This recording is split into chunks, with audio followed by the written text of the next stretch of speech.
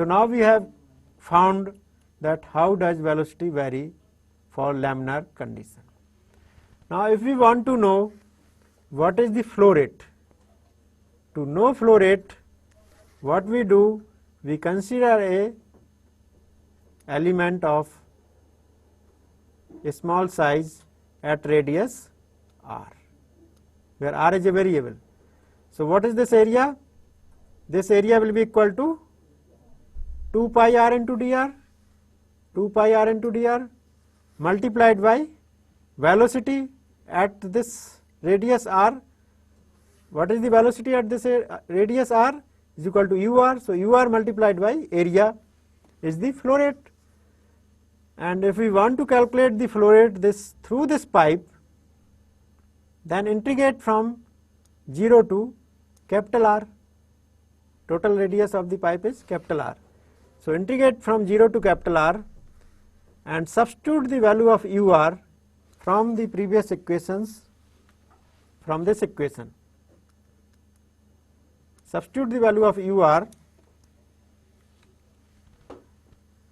right. So we will have this equation in which we have a small r, and then we can integrate it because ur is function of r, so we have to substitute in terms of r.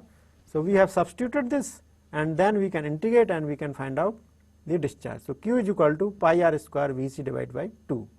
Here Vc is known as central line velocity, or this is also maximum velocity.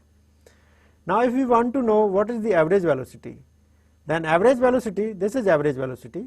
Average velocity may be defined as, or we all know that it is equal to flow rate divided by average area. What is the average area? This is the average area, pi by 4 d square or pi r square. So this is q divided by pi r square. Now q is substituted from this equation here, and we can get the average velocity. So average velocity is equal to Vc divided by 2. For laminar flow it is half of the center line velocity or half of the maximum velocity, and its magnitude will be equal to del p d square divided by 32 mu l. And on the basis of flow rate, we can write this equation q is equal to pi d4 del p divided by 128 mu l. This is known as Hagen-Poiseuille flow or Hagen-Poiseuille equation. Since this was first investigated by Hagen-Poiseuille, so in his honor we call this equation as Hagen-Poiseuille equation. With the help of this equation, we can find out, but this equation is applicable only for fully developed laminar flow. We can't use this equation for any kind of flow.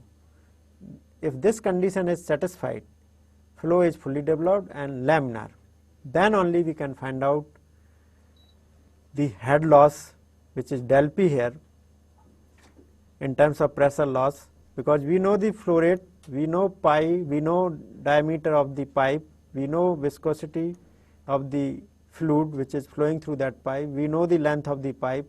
So for corresponding that length of the pipe and diameter of the pipe, for corresponding flow rate of the fluid in that pipe, we can find out del p, which was our aim.